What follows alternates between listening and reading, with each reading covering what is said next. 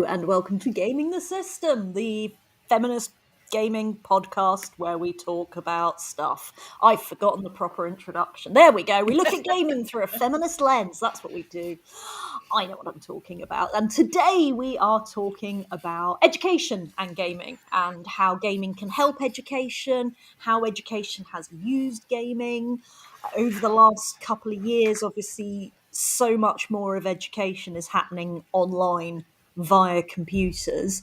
And, with ask, why aren't more educational systems using gaming when there is quite a lot of evidence that shows that people do learn better in a gaming thing? I'll come on to my studies in a bit, but I think it's an interesting area to explore and question, why are we not making gaming a central part of education? Because we all like games and a little bit of education.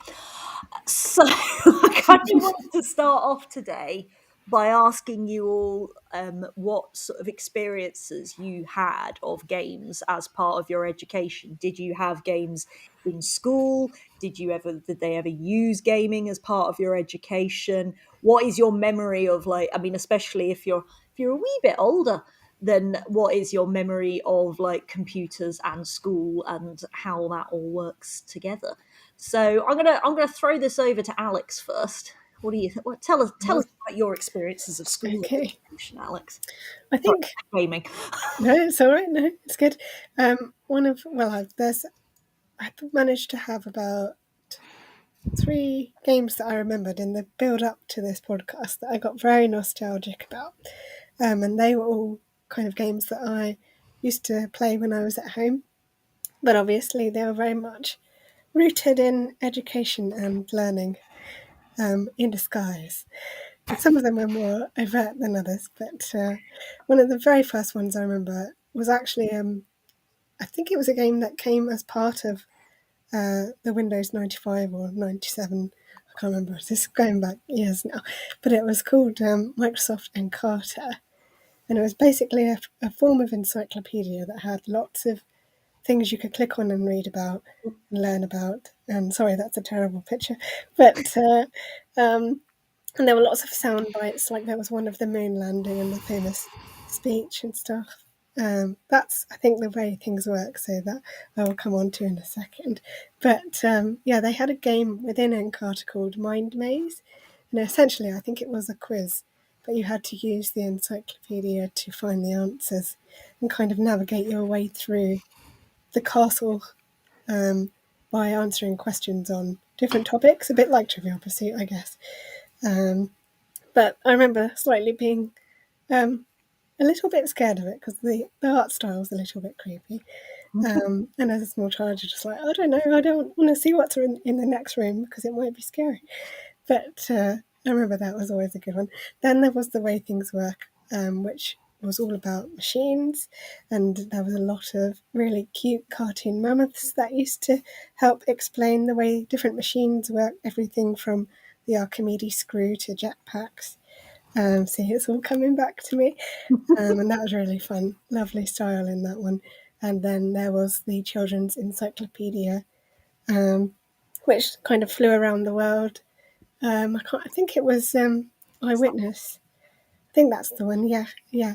And it was kind of like a point and click thing, but you also had different topics you could look at and learn about as well. And then I remember there were a couple of ones I think my mum bought from M&S on maths and English, and there was this really cheesy game show presenter cartoon guy used to tell really terrible jokes at every sort of planet that he went to. And then I think there was one in school, but I honestly can't remember the name of it, but it's in that kind of ilk, so sort of cartoony illustrated quiz / point and click adventure type things. Yeah.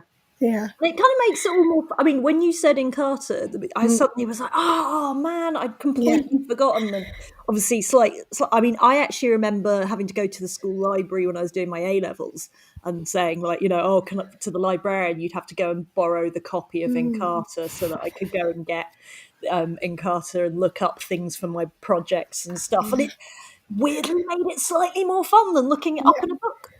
which is strange, but it was. I was like, I remember Encarta Encyclopedia was like, I mean, it was basically the Wikipedia of its Yeah, I day. think literally everyone used it in primary school to do all their homework. Yeah, yes, Yeah, exactly. In yeah. the same way that now, if you set kids a research project, they will print out the first page of Wikipedia. In those days, it was they would print out what Encarta said.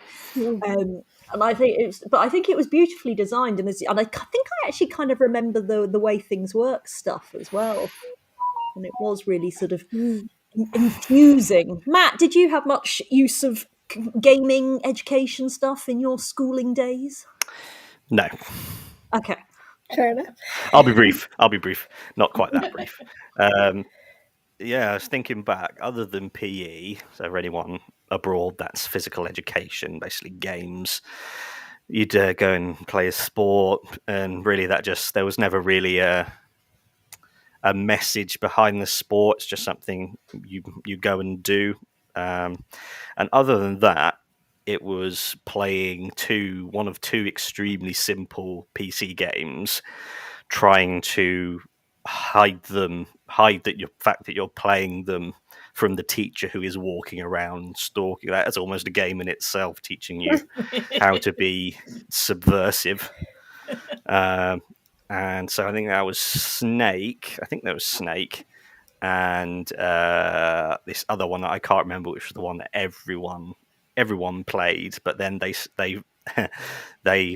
realized people were doing it, so they got like a spying application, so they could see each one of our screens, no matter what she were doing, and we were foiled.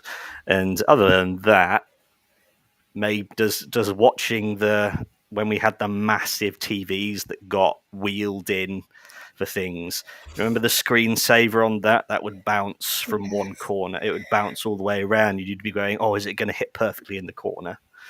I suppose that could be thought of some kind of geometry. And other than that, I mean, my friend in maths used to play a game where we'd smack each other as hard as we could on the leg, and whoever quit first lost. So all of it was, trying to distract from learning rather than learning itself.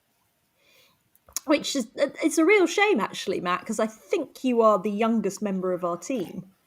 And one would kind of hope that like gaming would have caught on a bit more in education by the time we get to you. I think Alex and I are in sort of that straddle generation where we remember cassette tapes all the way up to now, rather than kids who have only ever known tablets, like someone who's 18 was born in 2004. That's terrifying. So we're that straddle, which I think it's a really good place to be, to have a broader experience of technology. Because what a time to be alive! Jesus Christ.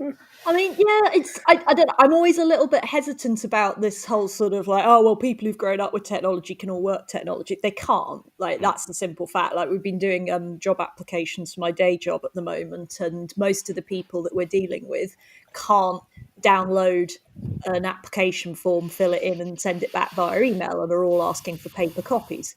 Because they just, so I do find there's like this idea that like, you know, oh, just because people are grown up with computers, they know how to use them, is bollocks, frankly. And it's one of the reasons I think we need more of this gaming and education stuff to actually get people learning how to use computers. I mean, you say, Matt, about the games you used to play. I installed SimCity, the original SimCity, on every PC in our computer lab in my secondary school.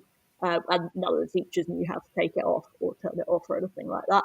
And also, then in sixth form, I remember we had a really nice version of Tetris on all the computers. Teachers entertained things that just So, but again, at least I knew how to work it. Sadly, the teachers didn't.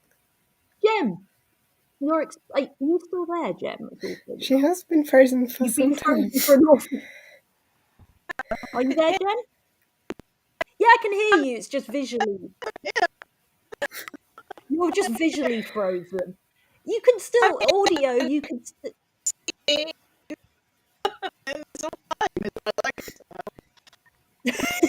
That's all right. You're a little crackly, but you try to turn off your video and then turn it back on again. Maybe that'll help.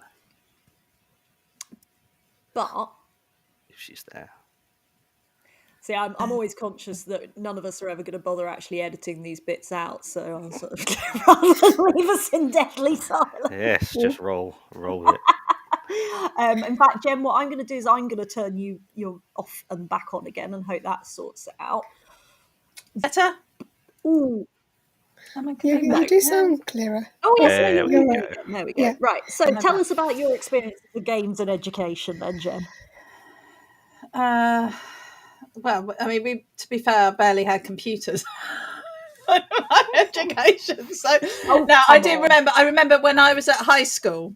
I'm quite serious. When I was at high school, that was when we got computers. I was in year 7, but it wasn't. I was first year, and that was the year they'd just got the new computers, and there was a computer room, and you could go and there at lunchtime and play on the computers and play little games. I don't remember which games we played, like Snake and things like that, like really simple Pong and very simple games. And I remember there was always a massive queue at the break times and the lunch times, and the teachers had to come in and really kind of like referee because people were pushing people off. And it was my only experience of nearly being bullied, actually.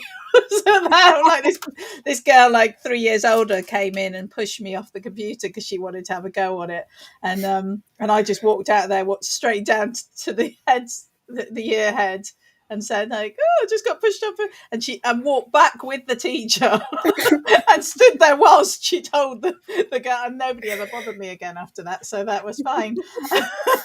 But no, as far as school went, we didn't use computers for anything.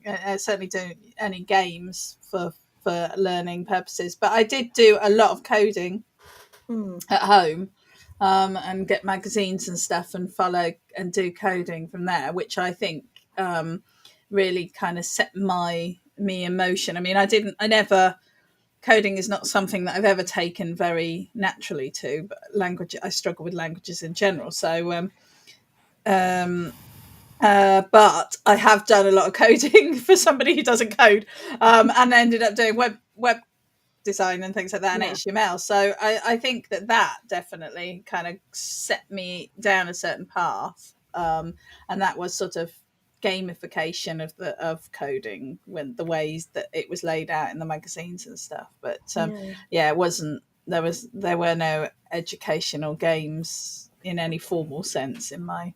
See, I'm willing to accept that the whole, being privately school educated is why I've had more computer access. So, sorry, spot the privilege here. But this is what I was hoping, Jem, you might remember as well, as the BBC Micro, which was this brilliant project that was between computer companies and sponsored by the BBC to bring computers into schools across the UK in the 80s.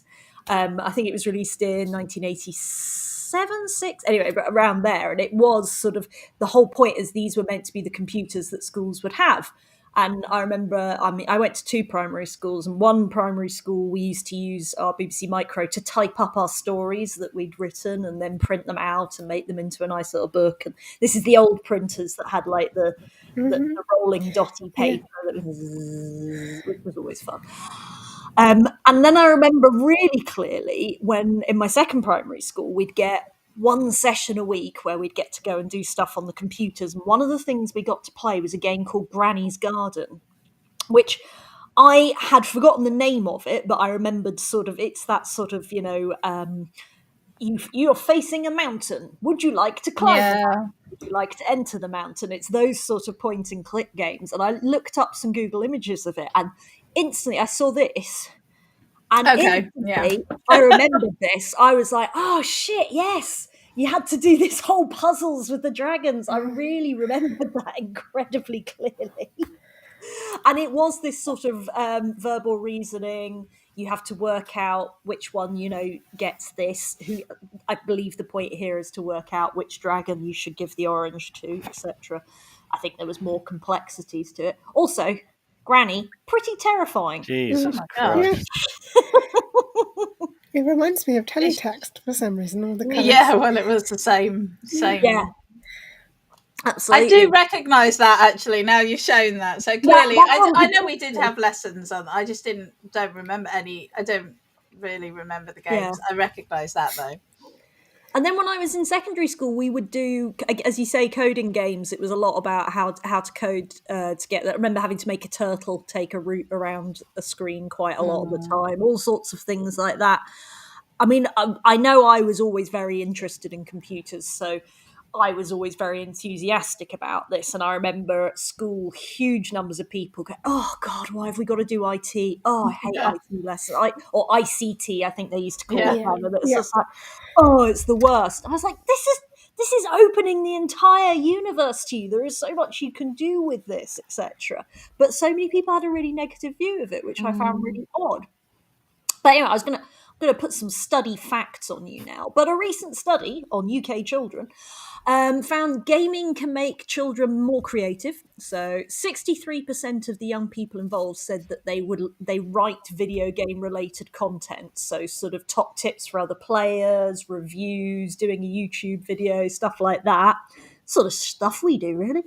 58% of participants said they would be up for writing or designing their very own video games. And so it's like, there's huge amounts of kids there who want to get involved in this and stuff like that.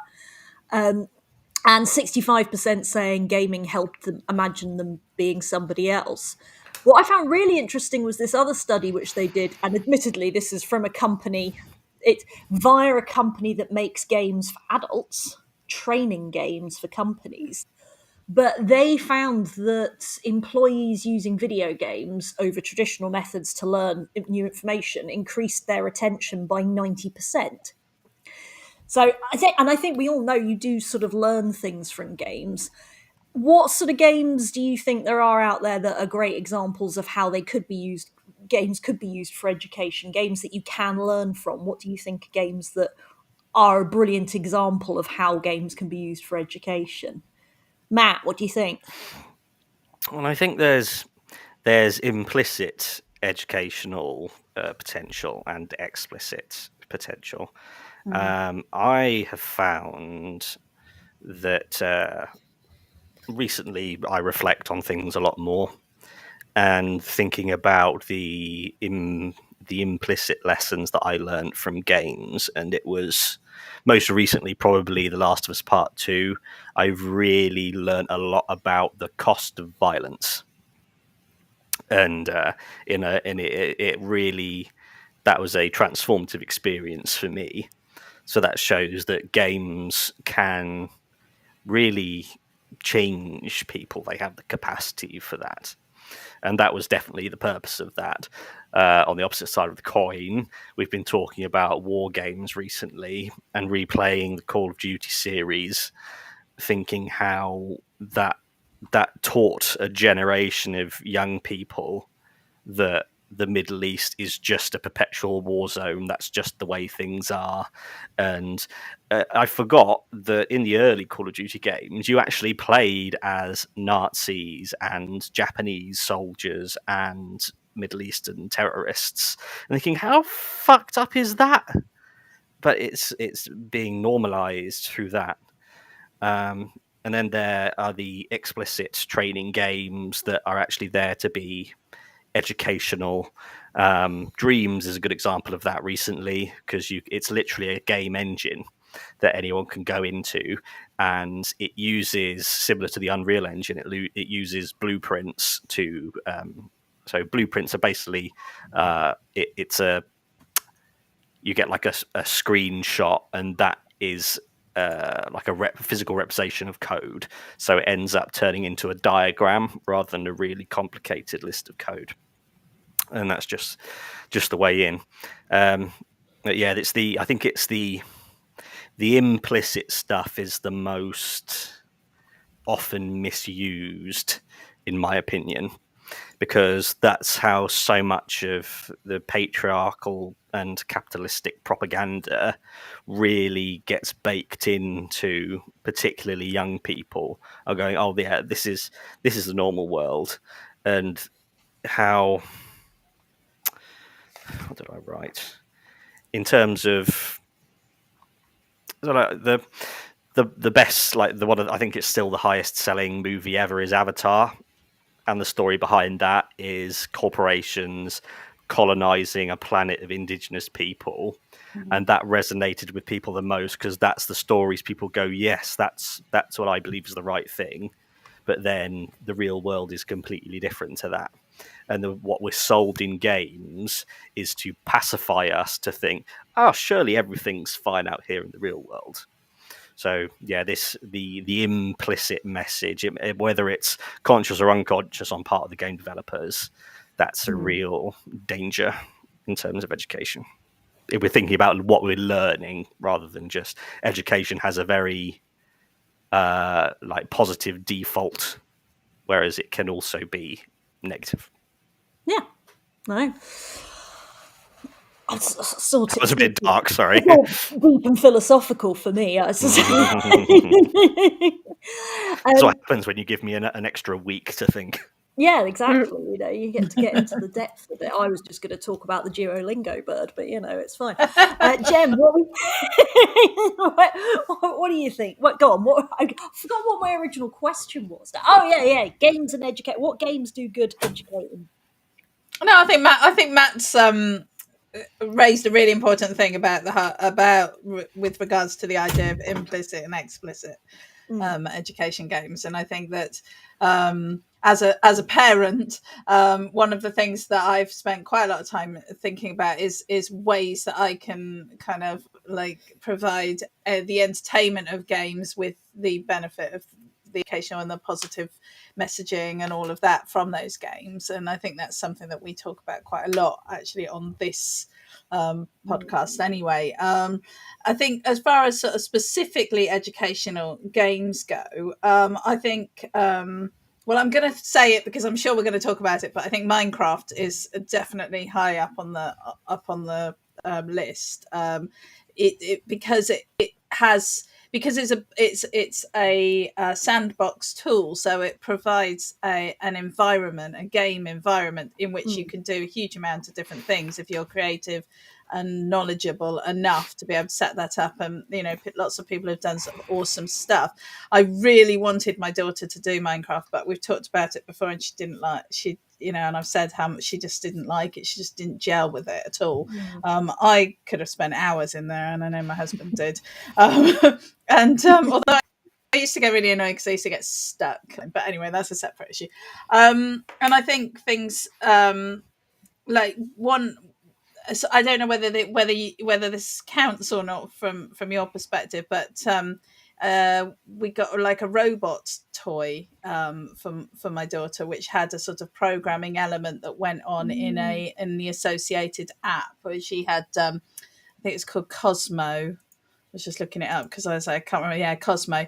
And that had like a little app that you could use build actions through building blocks. So it was sort of teaching coding, but it was also, it wasn't a game as such, but it was a toy, and it was sort of gamification again. And then the one that my daughter uses the most in school at the moment is something called Caboodle, which is a quiz system, which I think teachers can set up to be whatever they want, and they do quite a lot of that. And but I mean, none of that, with the exception of Minecraft, they're not games. I think that Duolingo, which you've mentioned, I'm currently on like 42-day streak on Duolingo learning Swedish.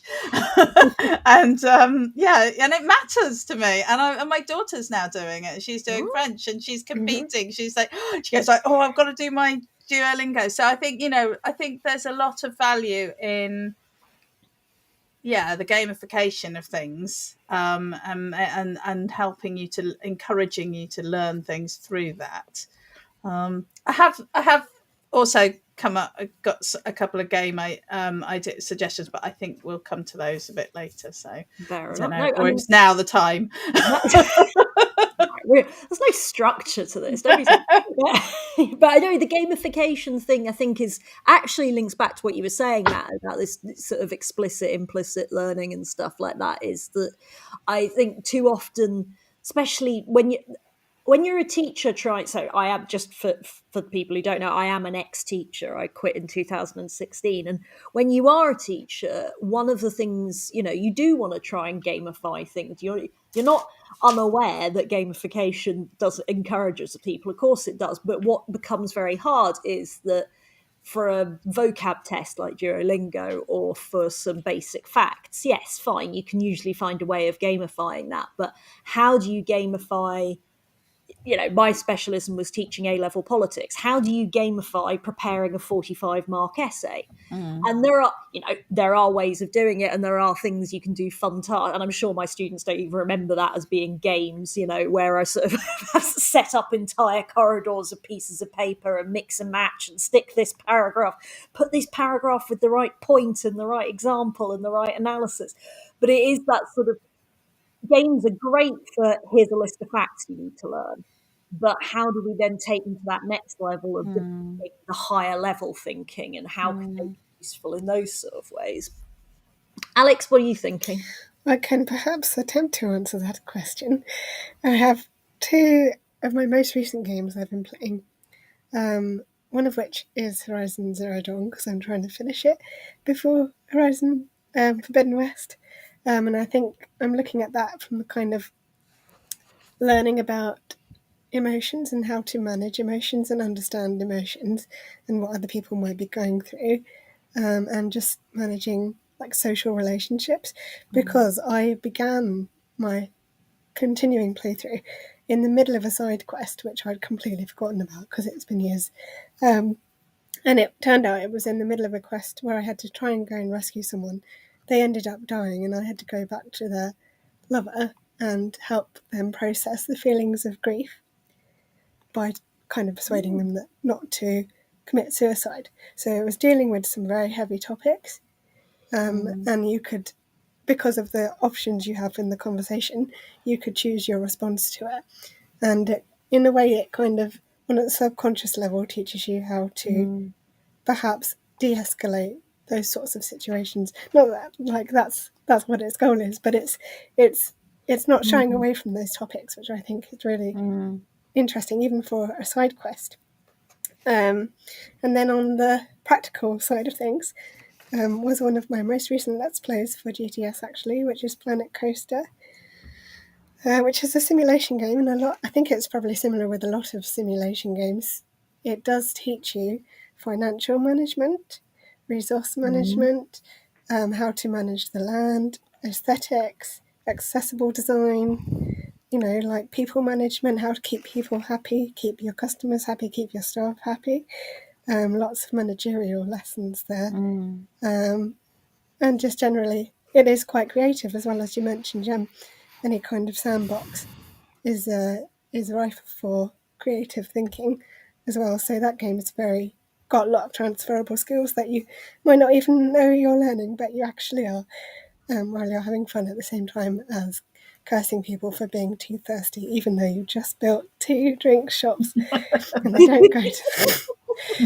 But anyway, and then the other thing I thought of while we were talking is, of course, something that has been utilised by schools and in educational settings, and that is the discovery tours in Assassin's Creed, or the most recent Assassin's Creeds.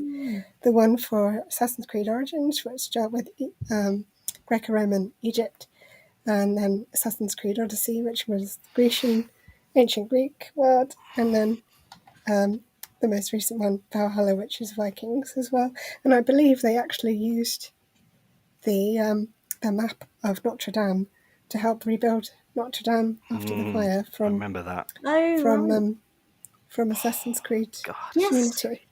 Yeah, so there's a lot of applications there from games in the real world, which is. I mean, I think what I'm hearing though from all of us is that it's. I always say this about everything. It's like any form of media. There are good examples and there are bad examples, and it's like you will learn lots from reading the great literature of the world, but you won't learn quite as much from reading shitty romance novels. No offense to anybody who likes shitty romance novels. I'm thinking of one person in particular who's not here, but I know that I know they listen sometimes, so no offense. But it's about those lessons learned, and it's about the quality. A good high quality game can have so much that brings into it about understanding and empathy. I did just want to take a minute though to talk, because we've sort of briefly touched over a few of them, the sort of games that are meant to make you good at coding. So there's a couple of them. Human Resource Machine, very famous one, which I absolutely love as a game. But I got to a point with it where I couldn't do it anymore. I got stuck. It got too hard. And some of these games can get to incredible complexity. My other favourite one is Automa Chef, which I thought was going to be like, what's it called? Overcooked. I thought it was going to be Overcooked. Instead, it's conveyor belts, and like this here to you guys will probably mean nothing. To me, gosh. I'm like, yes, I can kind of see what's going on there, and you have to put all these sort of automatic machines into a series of stuff so it'll produce the meals at the end. And these games, I play a lot of them, and they're all meant to be, they're always like, oh yeah, no, this teaches you everything you need to know about coding. If you can do this, you can code. I'd never bothered really to learn to code. That's like, I wonder how much all of these, it's like, I understand the logic is they're teaching me to be better at logic. If this, do that. If this, do that. I understand that, but it doesn't make me want to code. And I worry that quite a lot of the stuff that we push onto young people and children of like, yeah, they'll be amazing coders if they do that. We could do with just actually teaching coding more. I mean, this is one of my big bugbears, is that the whole education system, well, I'd like to destroy the whole education system and start again. But one of the things that we're not teaching that we absolutely should be teaching is coding. We have after-school coding clubs. We have like, oh, well, if you want to do this. But the entire world is run by computers, and people should know how to work computers, and they're not learning how to work computers. See my story earlier that nobody can bloody apply for a job unless I send them a paper copy of an application form. We need to be designing a world where people not just use their phones, but understand how computers work, understand how to create them, can do jobs in them. And we've got such a world-leading computer games industry in the UK. It's where we should be investing. It's where we should be. Anyway, sorry, it's my rant. Can I just come in, because I completely see what you're saying, and I've had the same thoughts actually, and I would have thought that most education is about teaching people that if you do this, this happens. You know, when you do that, you need to move on to this next step and this next step. And yes, that is a key component to coding, but it's also a key component to many other, cause and effect is a very important thing to understand for many aspects of life. And so I agree with you. I think that I've been very confused when I've picked up some of these things where they go, this is going to teach you how to code. And I'm like, as somebody who has learned how to code basically, but I'm like, how I'm not learning how to code. I'm learning logic process, which I don't disagree that that's an important thing to learn. Absolutely. But yeah, and I also think that, going back to your example about people applying for the job, there is a thing about learning, not just learning how to code, because many people are not going to get into that kind of like behind the scenes stuff, but learning how to use a computer, learning how to work Word or, Google Docs, or, how to use Zoom or Microsoft Teams and all of those things. And that's something that people all students should be learning. And I mean, they are more and more, but, we don't get a lot of gamification around that sort of thing. And I feel like those are the skills that, as we go through life, those are the skills that people need more and more these days. So I'm surprised by it. And I'm surprised by how little games are being used in schools. It's still very much traditional, old school systems. Being used. I've been thinking. About Matt. I feel you have thoughts to share, which you do. I've been thinking about you mentioning sandboxes and mentioning like these games that are supposed to teach you coding. And it made me think of one of my favourite sayings, which is you need to seize the means of production for the revolution. And that's what sandboxes are. That's what the roller coaster Planet Coaster is. It's you have this this sandbox that you can go and play in that. And then if you put 10 different people into this sandbox, they'll build 10 completely different things, and they'll learn how the things works. And it's like what Caroline is saying, I'm fascinated by why things work in terms of technology, and I love maths because maths is absolutely at the center of everything. And trying to learn how to develop games in an actual game engine, just realizing that it's not as simple as you press a button and it grabs something. You press a button, it's mapped to a certain endpoint, which is mapped to a fucking skeleton of something that goes on and on and on. But then it gives you with your job candidates who don't understand how to send something, presumably they don't know that you send them the document, they can open it on Word, fill it out, save it as a PDF. That PDF goes in an email. That email goes to you. You open it. That's the pathway. Whereas I imagine, I don't know how kids growing up now who have only ever had paperless things, do they know that what the package of data is that makes a document, and how that document is transferred? How does their multiplayer game work? How does Fortnite work? How do you get 120 people in this one space thinking, and just giving them that sense of curiosity? Because you can't, as all people who have ever taught anything know, ramming things down students' throats just means they're not going to take it. You've got to give them that open space, and then they'll go and explore it on their own. And it's so good, Jem, that you chose not to. You actually talk to your daughter about Minecraft, because she will find the things that resonate with her. That's exciting. I also, like one that. No? I'll just say also about Alex and the emotional choices. It puts, so education, like, people only know the world that they've experienced, and games have a way to introduce things like the prospect of someone being suicidal at losing someone, something that a lot of people have no experience of whatsoever. So it suddenly puts you in those shoes. And something like suicide is no one can look at that dispassionately and think, oh, that's just another story.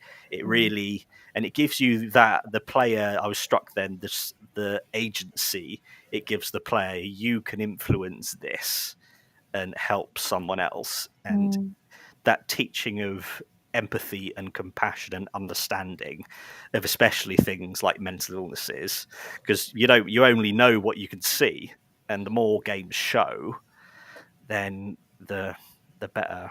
More knowledge is power. Seize the means of production. Yeah, I was thinking, as I always am, about Rust, and I can't play it at the moment. I don't have a good enough internet connection. So I have to at least be allowed to talk about it. So, but I love sandbox games. I love survival games because they are big sandboxes, because there are very little restrictions on what you can and can't do. 7 Days I love because of the fact that it's it's like Minecraft in the sense it's entirely destructible terrain and buildable terrain. So you can remove anything you like from the game, add anything, build anything you like in the game. And that, to me, is the world. That's what gaming worlds should be. You should always be able to build them around you in that way. But Rust early on, and it's lost it for a lot of reasons now, but early on, Rust was a really interesting learning experience in that you could speak to people over voice chat, but only if you were standing near them. So you would be running around this big empty island, killing pigs, building things, gathering stuff, and suddenly you'd encounter a stranger. And you had a choice. You could kill them, or you could hit V and say, "Hi, how you doing? Got any spare pig?"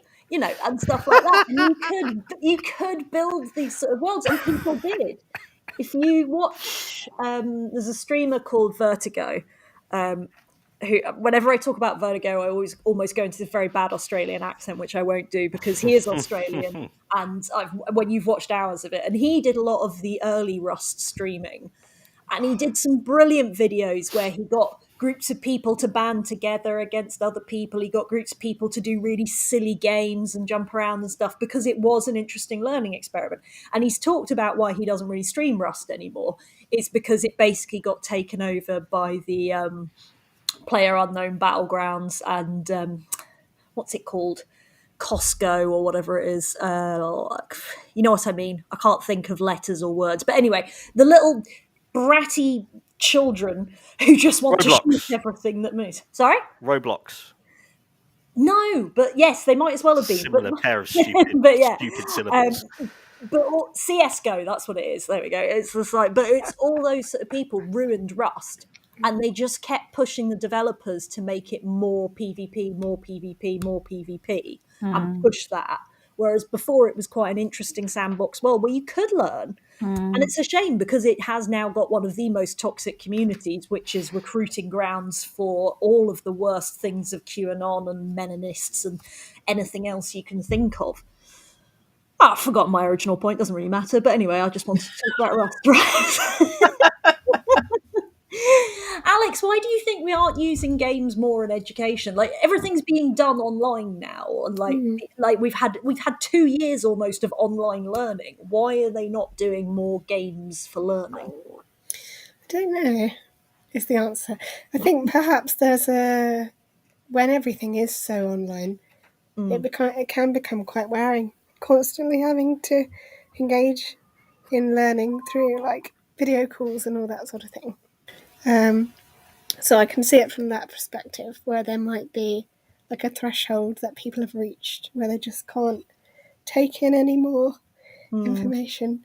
I do feel like or maybe it's just because we've grown up, but it doesn't feel as engaging. Like the content that kids consume these days doesn't have that sort of extra little something about it that just makes it charming. I don't know if it's just literally my childhood nostalgia, just being like, this was better. It was better in the 90s. You've reached that point in your life. Yeah, I am over 30 now. So. No game was better than Granny's Garden ever. That's nostalgia. That's when you start shouting shit like that. And But yeah, I don't know. It just doesn't. I guess it feels very oversaturated, you know. And I think perhaps that a lot of things have got lost. Yeah. In a way that they weren't when everything was beginning and being created in the transition between non-internet times and internet times. I don't know. I think you're absolutely right that there is a definite fatigue of looking at screens at the moment.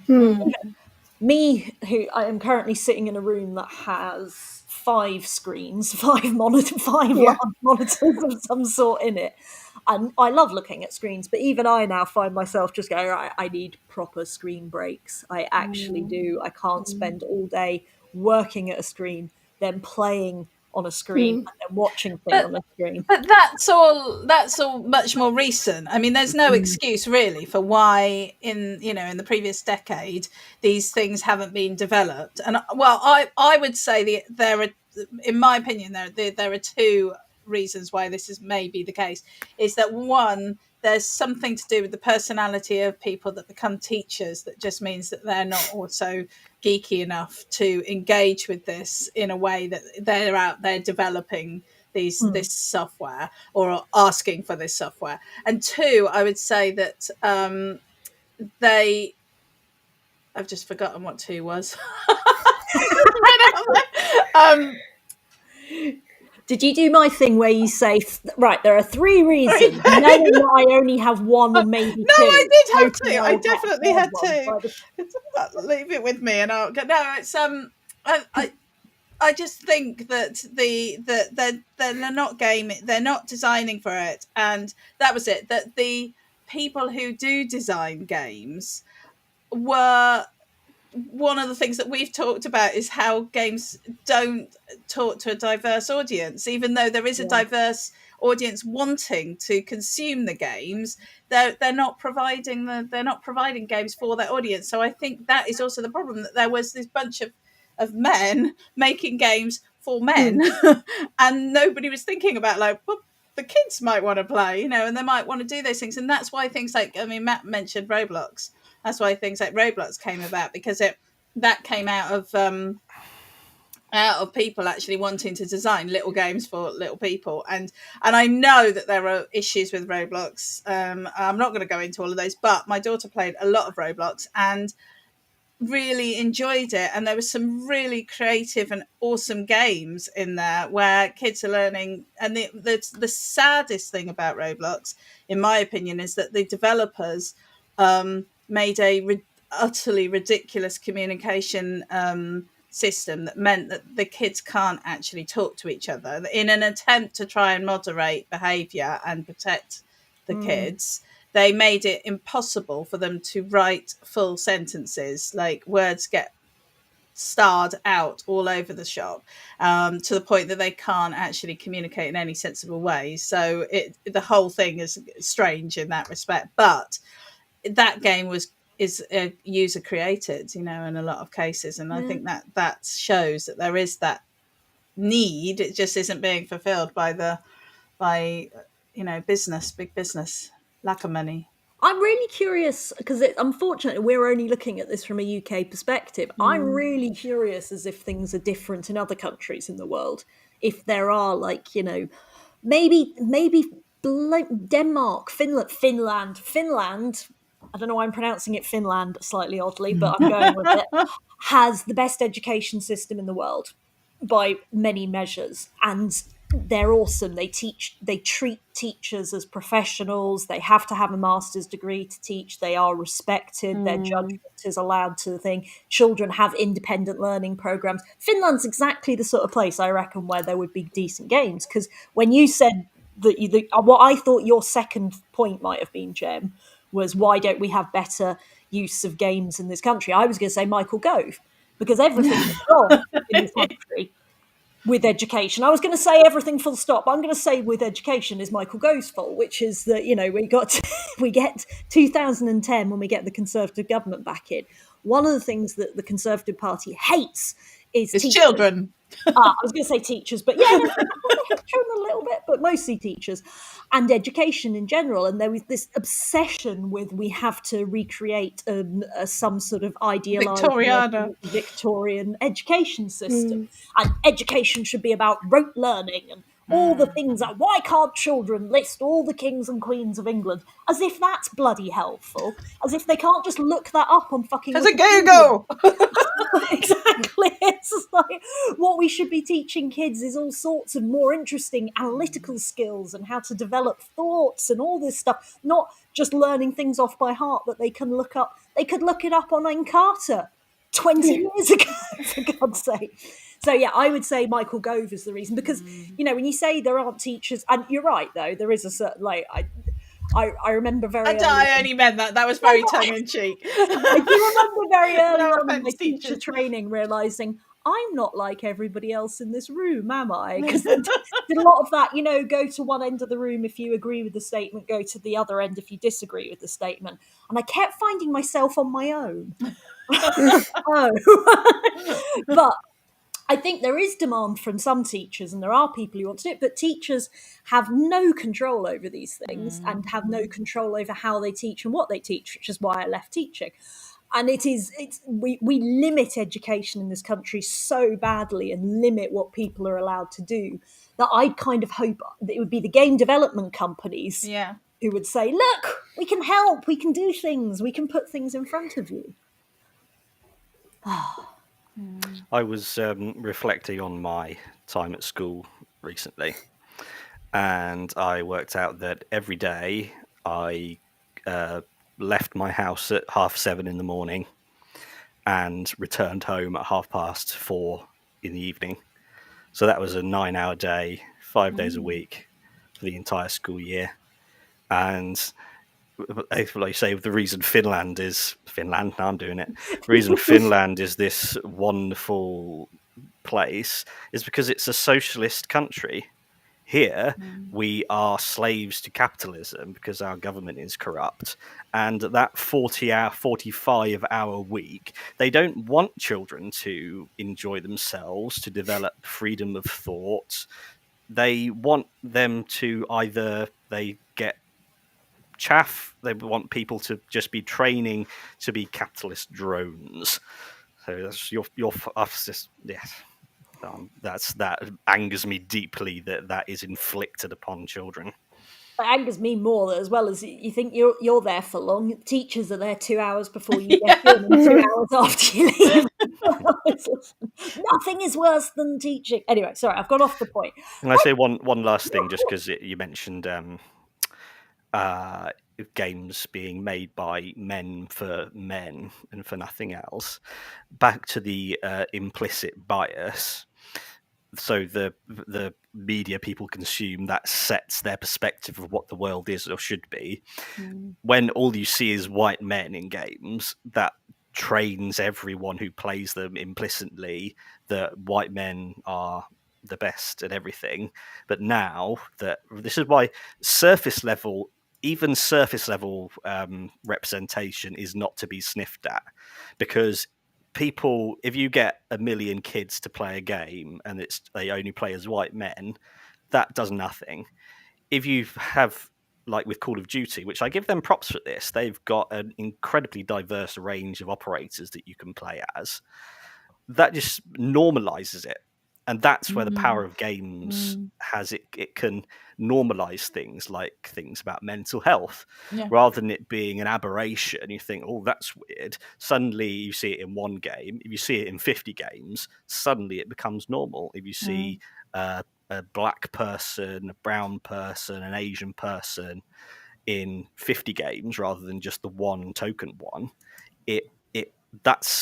that's really, really powerful and positive change, and I hope that will snowball.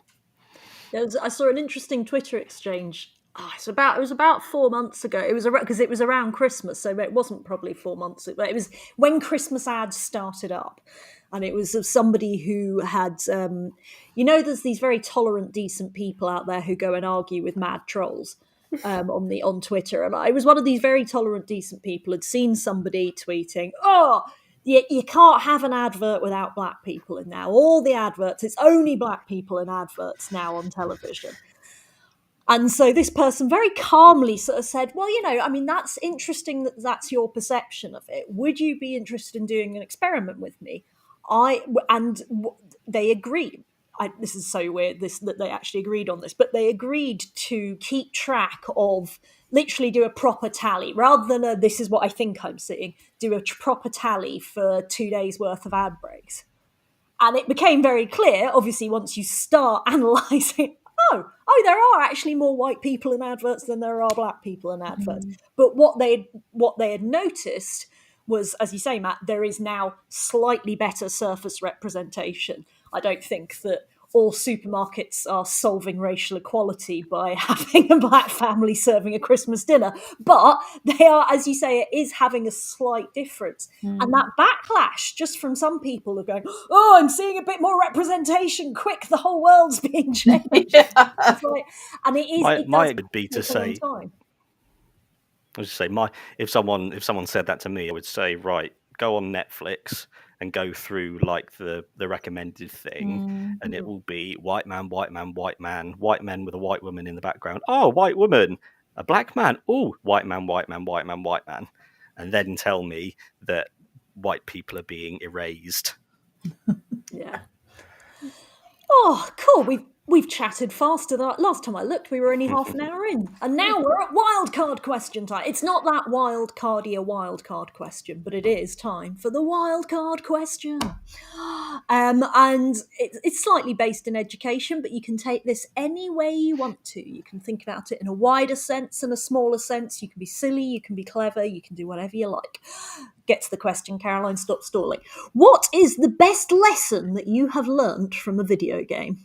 So what is the most important lesson you have ever... It doesn't have to be the most important, but what is the best in any way you want to take that? Ooh, give you all a second to think. Tell you what I learnt from Rust: shoot first, ask questions later. It's the terrible thing about Rust. As I say, there was in the early days quite a lot of community, but now every time you get someone new in the chat turns up and goes, "Oh my god, I can't believe you just killed me and took all my stuff," and everybody just going, "Yeah, that's Rust. That's literally what happens." Also, never trust anybody in Rust ever under any circumstances. Just don't. I can give you a recent thing that I've learned about myself. I've been having an absolute whale of a time playing Call of Duty Vanguard multiplayer. And you know me, I never play multiplayer. And I've been absolutely just enjoying it so much.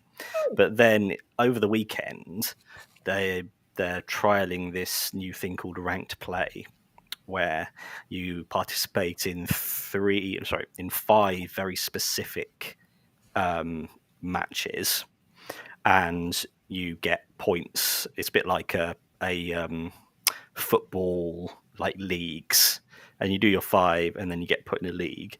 And playing it just completely spoiled the experience for me, because I have an incredibly toxic relationship with competitiveness that I've had for a long time. Because I haven't been doing any competitive for years, this was really a traumatic trigger, going, oh fuck, that is a terrible way to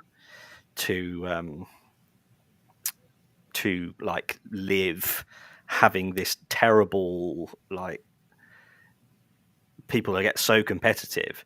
But competitiveness is a very patriarchal, like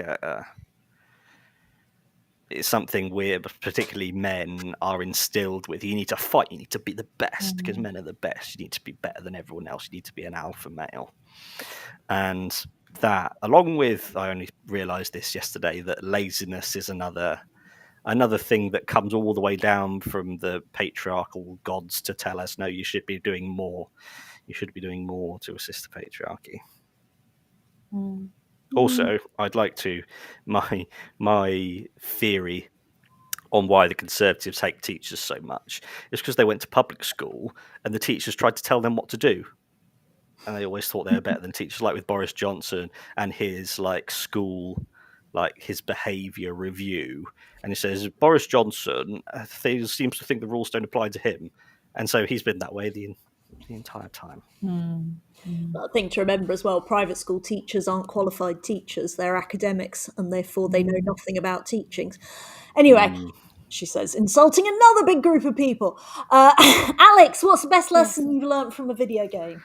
Well, mine's going to be hopefully a nice feel-good lesson. And it's not true for every game or every situation, but I think the thing that comes up most often for me is that gaming has taught me the skill of perseverance and adaptability. For literally every boss fight I get stuck on, I'm like, I'm never going to do it. And you just have to think about, maybe if I tried it this way, or if I tried getting rid of these guys first, or thought about using a different weapon, or maybe coming in from up high, or all sorts of different things. There's always a way of figuring it out and beating the boss and continuing with the game and progressing. So yeah, definitely the skill of perseverance. Absolutely. Yeah. No, and it's so important, and something I never used to have actually with games. I used to give up on them so easily whenever I got stuck. My partner, however, is extremely good at perseverance, and having seen him doggedly not give up for hours and hours and hours on something he's clearly not even enjoying anymore, we've reached a happy level between the two of us, a happy medium. Jem, what's your best lesson from a video game? Stop and smell the roses. It's literally like, just stop and look around and take it in, because whether it's a virtual environment or the real environment, there's always something to see that you hadn't noticed, and if you look hard enough, you're just going to find even more things. So yeah, and there are so many games where I do that, and I am also playing Horizon Zero Dawn at the moment, and as games go, it's extremely stunningly beautiful, so it's just so nice. Unfortunately, there's too many like aggressive monsters around to stop very often. Yeah. So I do tend to spend my life sprinting, but yeah, that would be nice. I've had that in Elder Scrolls a few times actually, doing the like, oh, isn't this beautiful? I'm just going to look at this scenery, and then something's just stabbing me. It's just like, oh, for God's sake, just leave me alone. I want to look at the scenery. Trying to do a screenshot. Well, clearly we could talk about education for days, but we are out of time. And so I don't think I have to say anything specific other than thank you, Alex, Jem, Matt, for talking with me, Caroline, about education and gaming. We are all over all the socials, all the podcasty places. Like, share, and subscribe. Leave reviews. Do all those things that you're meant to nag people to do. And hopefully soon you'll be able to check out our new fancy website. But I won't put any pressure or jinxing on that. And yes, thanks for listening. Bye. No.